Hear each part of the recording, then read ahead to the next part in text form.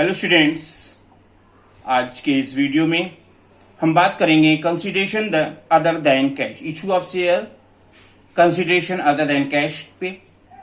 इसके पहले भी के वीडियोस में भी हमने इस पे बात किया था और उसमें हमने बात किया था कि जब एक वेंडर को जितना पेमेंट होना चाहिए, जो कंसीडरेशन अमाउंट का पेमेंट होना चाहिए, उससे ज्यादा अमाउंट पेमेंट किया गया हो तो सिचुएशन में हमने लास्ट वीडियोस में दिखाया था, बात किया था। आज के क्वेश्चन में जो हम बात करेंगे कंसिडरेशन जो होना चाहिए, जो डिटर्मिनेशन होना चाहिए एसेट्स लायबिलिटीज के डिफरेंस के अकॉर्डिंग, उससे कम अमाउंट अगर वेंडर को पेमेंट किया जाए तो उस सिचुएशन में क्या किया जाएगा। मैं आपको बता दूं कि जब कम अमाउंट का पेमेंट किया जाता है तो उस सिचुएशन में कैपिटल रिजर्व में वो बैलेंसिंग फिगर ट्रांसफर की जाती है। तो क्वेश्चन दिया हुआ है कि M limited took over assets of rupees 3.9 lakh और लायबिलिटीज 40,000। किससे एक्वायर किया है? Of R limited. For consideration जो डिटर्मिनेशन हुआ है वो हुआ है rupees 3 lakh. 20% was paid by cash.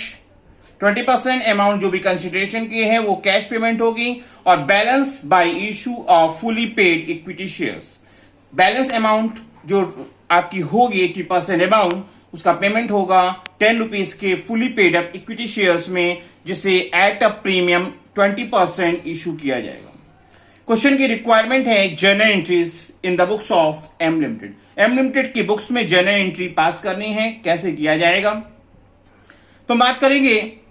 तो किसी भी क्वेश्चन को जब स्टार्ट किया जाता है तो उसमें सबसे पहले लिखा जाता है कि हम किसकी बुक्स में बना रहे हैं, तो लिखा journal entries in the books of M limited, क्योंकि एम लिमिटेड की बुक्स से पूछा है। हमने एसेट्स एक्वायर किया। एसेट्स जब भी परचेज की जाएगी या जब भी ऑर्गेनाइजेशन में आएगी तो उसे डेबिट किया जाता है, क्योंकि एसेट साइड आपकी डेबिट साइड होती है। लिखा sundry assets account dear 3.9 lakh. फिर सन्ड्री लायबिलिटीज साइड क्रेडिट होती है, तो क्या हुआ?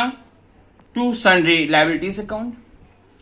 किससे खरीदा है? वेंडर का नाम है आर लिमिटेड और आर लिमिटेड से जो डीड फाइनल हुई है वो 3 लाख रुपीज की फाइनल हुई है, तो लिखा टू आर लिमिटेड। आपके एसेट साइड और डेबिट साइड और क्रेडिट साइड दोनों साइड का टोटल सिमिलर आना चाहिए, बट यहां पे क्या है, डेबिट का टोटल 3.9 लाख और इन दो डील के अकॉर्डिंग 3.4 लाख आपका हो रहा है। तो इसका मतलब 50,000 कम पेमेंट किया जा रहा है। जो कंसिडरेशन होना चाहिए था उससे कम पेमेंट किया जा रहा है, और जब ऐसी सिचुएशन जब क्रेडिट का टोटल कम आए तो उसे कैपिटल रिजर्व में ट्रांसफर कर दिया जाता है और लिख दिया हमने बैलेंसिंग फिगर। नरेशन होगी assets and liabilities of R Limited taken over at a fixed price, shortfall of value transfer to capital reserve account। ये हमने assets liabilities के टेक ओवर की अमाउंट एंट्री ड्यू कर ली। अब इसका पेमेंट करेंगे और पेमेंट करेंगे तो पाएगा कौन? आर लिमिटेड पाएगा। R limited is the receiver. Rule कहता है डेबिट द रिसीवर।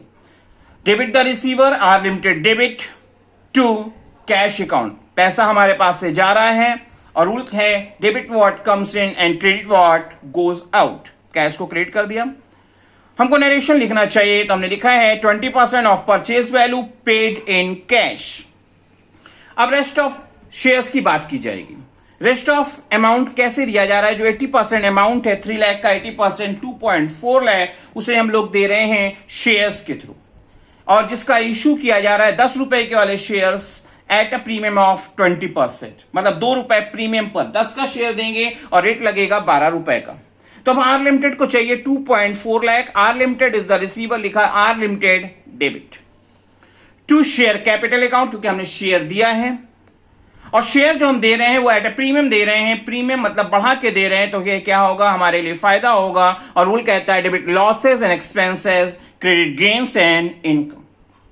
अब नंबर ऑफ शेयर्स की अगर हम डिटर्मिनेशन कर लें, क्योंकि हमको 2.4 लाख देना है, शेयर की फेस वैल्यू 10 रुपीज और 2 रुपए प्रीमियम मतलब 12 रुपए के रेट से अगर उसका मेजरमेंट हो तो हमारे पास 20,000 शेयर्स हमको इशू करना पड़ेगा। 20,000 शेयर्स, क्योंकि आप हमेशा शेयर कैपिटल फेस वैल्यू से लिखी जाती है। 20,000 shares at the rate of rupees 10, 2 lakh.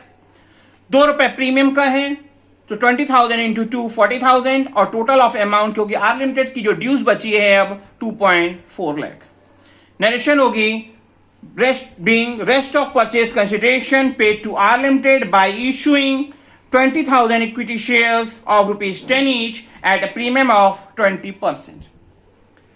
Payment करने के लिए ये हमने दो अलग अलग एंट्रीज पास किए हैं। अगर आप चाहें तो इसी एंट्री को कंसोलिडेट भी पास कर सकते हैं, क्योंकि पाने वाला तो एक ही है और हम पेमेंट कर रहे हैं, तो हमने लिख सकते हैं इन दो एंट्रीज के अगेंस्ट में अगर एक एंट्री में पास करना चाहें कंबाइन एंट्री कर सकते हैं, और एंट्री होगी आर लिमिटेड डेबिट 3 लाख से। आर लिमिटेड को 2 बार डेबिट किया गया ना, 60,000 and 2.4 lakh.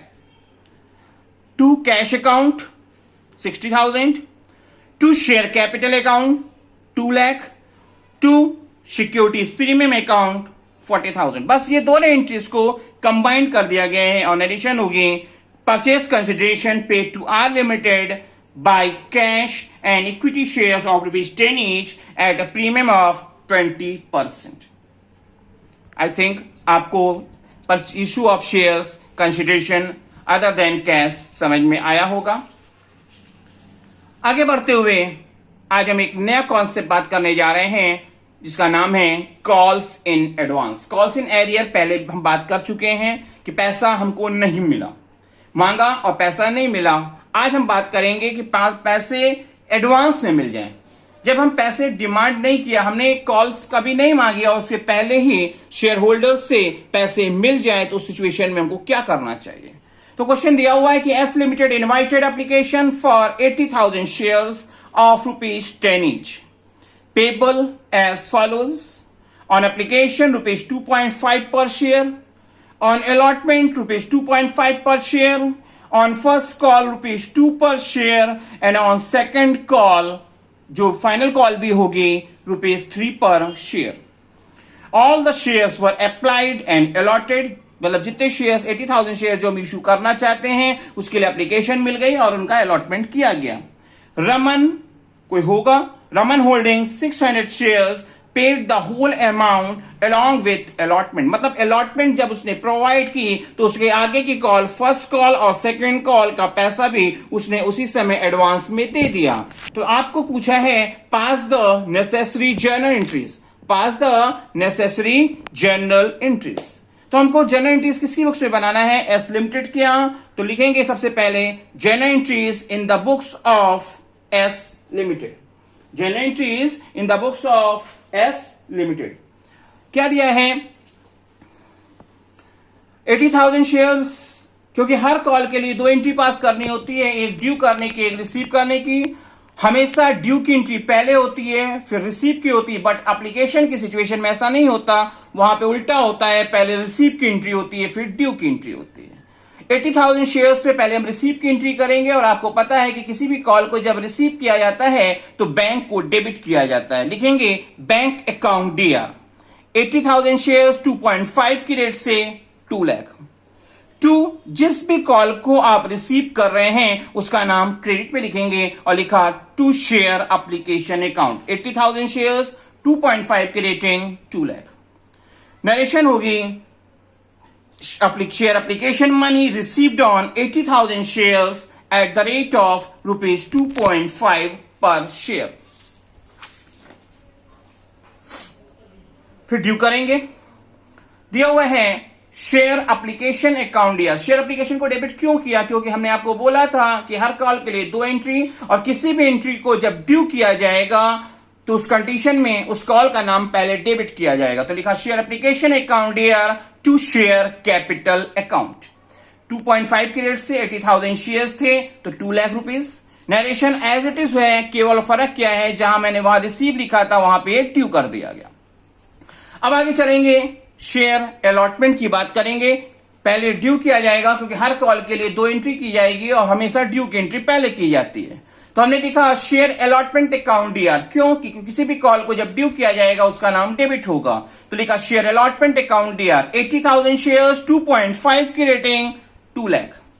To share capital account, किसी भी कॉल को ड्यू करें, चाहे एप्लीकेशन करें या अलॉटमेंट करें, फर्स्ट कॉल सेकंड कॉल किसी भी कॉल को करें, हमेशा शेयर कैपिटल क्रेडिट की जाती है, की गई।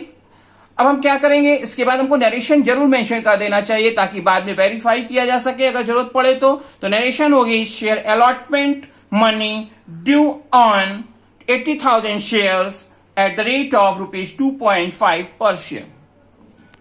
अब हम जब इसको रिसीव करेंगे, क्योंकि क्वेश्चन में मेंशन है कि रमन जिसके पास कुछ शेयर्स थे, 600 शेयर्स थे, उसने क्या किया है, आगे की कॉल्स मतलब अलॉटमेंट तो दिया ही दिया, आगे की कॉल का पैसा भी दे दिया। आगे की कॉल मतलब फर्स्ट कॉल 2 रुपए की और फाइनल कॉल या सेकंड कॉल 3 रुपए की, वो भी आपको एडवांस में मिल जा रही है, मतलब मांगने से पहले मिल जा रही है, जो हमारे लिए क्या होगा, एक बेनिफिशियल डील होगी। तो हमको क्या होगा, पैसा आएगा और लिखेंगे किसी भी कॉल को रिसीव करने के लिए बैंक अकाउंट डियर, अमाउंट अभी फिल नहीं करते हैं। टू शेयर अलॉटमेंट अकाउंट, हमने 2 लाख रुपए की डिमांड की थी और 2 लाख तो हमको मिला ही मिला, उसमें कोई दिक्कत तो है नहीं, तो मैंने लिख दिया 2 lakh. To calls in advance account, calls advance को क्रेडिट इसलिए करेंगे क्योंकि पैसा मांगने से पहले मिल जा रहा है, ये हमारे लिए गेन है, और रूल कहता है debit losses expenses, credit gains and income. 600 shares 2 rupees first call के और 3 रुपीज फाइनल कॉल के, टोटल 5 रुपीज एडवांस मिले हैं, तो 600 इंटू 5 3000, तो टोटल अलॉटमेंट के साथ हमको मिला 2,03,000, जो बैंक के सामने अब रिकॉर्ड कर दिया जाएगा। और नरेशन होगी, share allotment money received on 80,000 shares at the rate of ₹2.5 along with advance on 600 shares. आगे चलते हैं और अब पहले करेंगे फर्स्ट कॉल को ड्यू। किसी कॉल को ड्यू करेंगे उसका नाम डेबिट होगा, ये बहुत बार हम बोल चुके हैं, तो लिखेंगे share first call account dear. To, किसी भी कॉल को ड्यू करो हमेशा शेयर कैपिटल क्रेडिट होती है, तो लिखा to share capital account. 80,000 shares 2 rupees की रेटिंग हो गया 1.6 लाख। और हमारी नरेशन होगी, share first call money due on 80,000 shares at the rate of ₹2 per share. हम इस कॉल को अब रिसीव करेंगे, और जब कॉल को रिसीव करेंगे तो हमको उन शेयर होल्डर से पैसा कम मिलेगा जिन्होंने पहले से पैसा दे दिया, मतलब रमन ने जो पैसा दे रखा है वो पैसा अब नहीं देगा। तो क्या होगा, एंट्री कुछ तो मिलेगा, बाकी लोगों से तो मिलेगा, तो हमने लिखा बैंक अकाउंट डियर, फिगर बाद में फिल की जाएगी। Calls in advance account dear, calls in advance जो पैसा एडवांस मिला था उस पैसे को एडजस्ट करेंगे, मतलब इस समय तो पैसा नहीं मिलेगा, वो पैसा पहले मिल चुका है, और 600 शेयर्स पे आज जो हमारी एडजस्टमेंट होगी 2 रुपीज के रेट से 1200। To share first call, share first call पे हमारी जो रिक्वायरमेंट थी वो थी 1.6 लाख, 1,60,000 की, जिसमें से 1200 हमको एडवांस मिल चुका है, तो रेस्ट ऑफ अमाउंट हमको 1,58,800 मिलेगी, क्योंकि बाकी कहीं और पैसा मिलने में कोई भी ऐसी प्रॉब्लम नहीं आई है। हम नरेशन लिखेंगे और नरेशन होगी, share first call money received after adjusting advance money. चलेंगे सेकंड कॉल की ओर, जो हमारी 3 रुपीज की कॉल है, और हम लिखेंगे share second and final call, क्योंकि सेकेंड कॉल ही हमारी लास्ट कॉल दी है, तो ऐसी सिचुएशन में सेकेंड एंड फाइनल कॉल, अगर फर्स्ट आखिरी होती तो फर्स्ट एंड फाइनल लिखेंगे share second and final call account dear. आपके 80,000 शेयर्स, 3 की रेटिंग 2,40,000, और किसी भी कॉल को ड्यू करो हमेशा शेयर कैपिटल क्रेडिट होता है, इसलिए हमने लिखेंगे to share capital account. Narration होगी, share second and final call money due on 80,000 shares at the rate of ₹3 per share. अब हम इसको रिसीव करेंगे, क्योंकि हर कॉल के लिए 2 एंट्री, एक ड्यू करने की और एक रिसीव करने की। जब हम रिसीव करेंगे तो यहां पे भी हमको रमन का पैसा कट के मिलेगा, रमन ने जो एडवांस दे दिया है उतना पैसा नहीं देगा, और बाकी किसी ने से कोई प्रॉब्लम हुई नहीं है, तो केवल रमन का एडजस्टमेंट करना है। तो क्या होगा, कुछ बाकी लोगों से तो पैसा मिलेगा, और लिखेंगे बैंक अकाउंट डियर। पैसा आएगा, कभी भी रिसीव करो तो हमें रिसीव की एंट्री में बैंक हमेशा डेबिट होता है, फिगर हम बाद में फिल कर सकते हैं। फिर लिखेंगे calls in advance account dear, क्योंकि जो पैसा हमको एडवांस मिल चुका है आज उतना पैसा कम मिलेगा, उसको हमको एडजस्टमेंट करना होगा। लिखेंगे calls in advance account dear. 600 shares थे रमन के, और उसने सेकेंड एंड फाइनल कॉल के 3 रुपीज एडवांस दे रखे थे, तो 1800 आज वो जब जरूरत होगी तो उतना पैसा कम देगा। To share second and final call, किसी भी कॉल को जब रिसीव किया जाता है तो उसका नाम क्रेडिट में रिकॉर्ड किया जाता है। तो 80,000 शेयर्स 3 के रेट से 2.4 लाख हमारी रिक्वायरमेंट थी, जिसमें से 1800 हमको पहले से मिल चुका है, तो रेस्ट ऑफ अमाउंट 2,38,200 हमको रिसीव होगा। और नरेशन में हम इसे क्लैरिफाई कर देंगे और नरेशन लिखेंगे share second and final call money received after adjusting advance money. Hopefully आपको क्वेश्चन समझ में आया होगा, कॉन्सेप्ट समझ में आया होगा।